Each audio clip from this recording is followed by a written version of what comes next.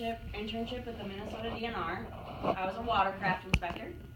So this is just a little bit about what I did. And those are zebra mussels, by the way. You guys have probably seen those, right? Who here's from Minnesota? Okay. Have you guys ever been to like a boat access and seen a watercraft inspector there? Yep. Okay, so the application process is really easy. It's just done online. Literally just go to Google, type in, Minnesota DNR Watercraft Inspection. Come up on like the career website. They normally open windows of it starting early March, sometimes February, and then depending on how many applicants they get, they'll keep opening windows until like April or May. The interviews are over the phone because they understand that like you guys are college students and it might be hard to drive all the way back to where you're planning on going home for the summer just for like a 20-minute interview. So that's really convenient, and it's normally with 2 different people because it's like your regional director and somebody else.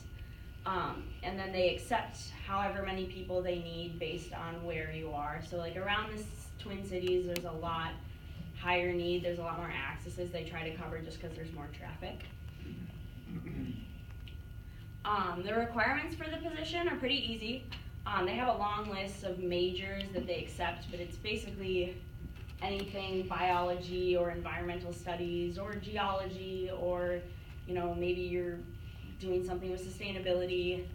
So you do have to get something signed by your advisor to do the internship, but that's really easy. You have to pass a criminal background check, and then you have to have a Minnesota Class D driver's license or an equivalent, just because you have to transport yourself to and from the access.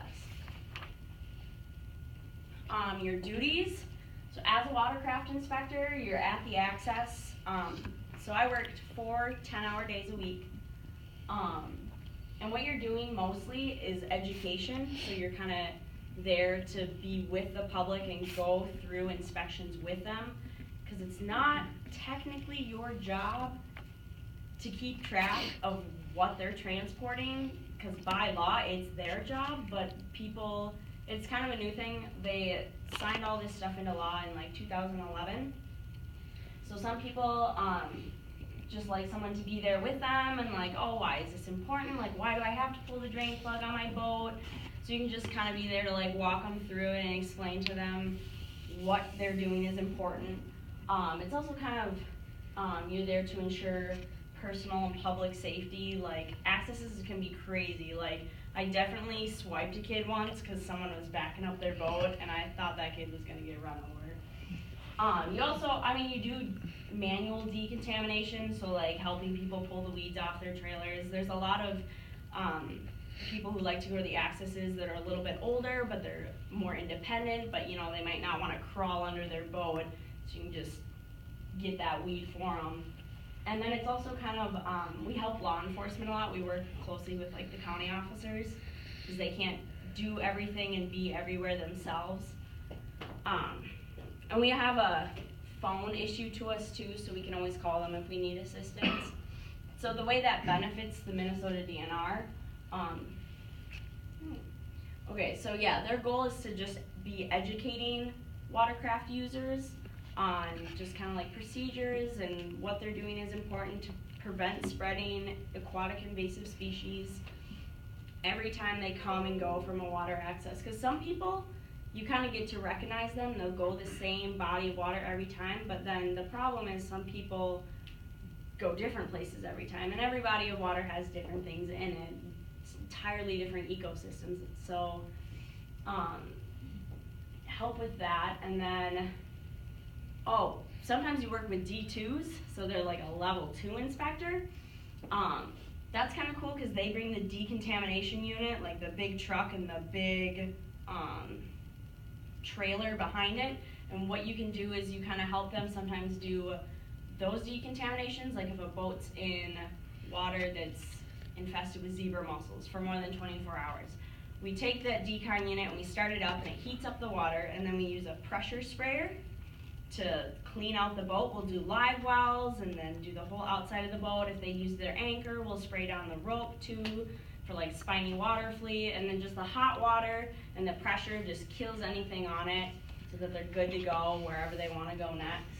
So we also help with the level 2s. And then yeah, just working with county officers. Some people don't like to be compliant, and I mean, as just a trained inspector, you don't really have any authority to handle that, so sometimes you need to get a little assistance, but it's all good practice. So this is, I put this picture on here because this is the truck we have and the Decon unit. So yeah, we just have like a pressure washer and the hose reels out, water tanks, and then the water gets heated, and you have the boat go on here, spray the water, and then you can just dump it away from the access when you're done. Pretty cool process. And it's neat that we can truck those around. I think Minnesota has 25 Decon units, and we also have, the state has 2 zebra mussel sniffing dogs. Fun fact. So major implications, the goals of the Watercraft Inspection program are just preventing the spread of any aquatic invasive species. So we mainly make sure you're checking for weeds, animals like that are visible to the eye, mud, and water, just to prevent spreading anything that could be living to another body of water where it maybe isn't. So yeah, they did some new legislation that was signed into law in 2011 so that they could train these inspectors as like college kids or people just, they actually do volunteers too, they'll train volunteers, just so they can get like spreading education and awareness out there. And then it contributed to my education. Going through the class, and we also had 2 days during the summer where we had to go do some like additional training that was kind of fun and hands-on. You got to meet people from different areas around the state that were also doing the same thing as you. And so we got to learn a little bit more about like Minnesota aquatic systems, and that was pretty cool, and kind of identifying different invasive species. I thought the most important part was it was really cool because I had never had an internship before, so kind of being within like a state agency organization was really new to me, because you know, you have to do some routine paperwork and like you're independent. And I remember there was, I guess this is kind of like gossip, but there's one kid in my region that like, because we're expected to be at the access, a lot of times you work alone. So you're expected to be at the access from this time to this time, like doing your job. Like I said, they give you like you have a work cell phone, so like safety first. But I remember one kid, he would just like log in on his tablet in the morning and just sleep for like at home for the next like 3 hours, and then like show up to the access and leave early. So it gives you some dependability too. It's kind of like being an adult, like you're in charge of your own job. So that was kind of, I don't know, nice, but you feel responsible, you feel adult. And I thought it was also great practice working with the public, because you talk to a variety of people. I mean, on weekends at some of the busier accesses, I would look at because we do surveys too, I'd look at my tablet at the end of the day, and I had looked at over 100 boats easily. Like, that's crazy how many people you talk to, and just the variety of people. And some people don't agree with you. Some people tell you to F off just because you're wearing something that says MNDNR on it, and like, you didn't mean to start anything. And some people love it, and they're like thanking you profusely because they appreciate the work that like you're trying to do and protect the bodies of water, because it's important to them, because this kind of work allows them to keep using these bodies of water for the recreation that they enjoy, like fishing and camping and canoeing. I mean, I check canoes. So it was really good practice working with the public. Okay, so yeah, for valuable work experience, it was also interesting to work with supervisors that were part of a state organization. And I always like kind of talk to them, hey, what other jobs and internships are there? Because, you know, I was part of the water and ecological services like portion of it, but they have internships in parks and trails and wildlife. So it was always interesting to like talk to other people and like your supervisors, because they had experience in a lot of other areas too. And your coworkers too, working with like the level 2 inspectors, because a lot of them started out like 5 years before they had gotten an internship as like a level 1 watercraft inspector, and now they're doing this. So it was really cool to talk with them and kind of like, I mean, we talk about networking in here all the time, so it was really cool to just get exposed to other things that people were doing. And then, like I said, with the public, it was very good practice and interesting to just kind of deal with people. And there were a couple people that were more shy, especially like in my region, but it was really cool by the end of the summer to see how they could just approach people with confidence. Like, it was really good practice for them. They just stuck with it, and I think that was great. So for career goals for me, what this internship kind of taught me, because I was outside, like I said, it was a 10-hour shift, and you're outside the whole time, and I really love that. So I kind of know that I might want to continue doing types of field work, even if it's just like surveying or going out and doing studies or taking samples of something.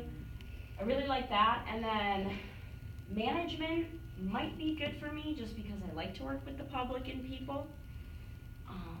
But we'll see where it all takes me. And then, yeah, my tips, if you want to do this internship, it's super great. I think for Minnesota, like, it's a great opportunity.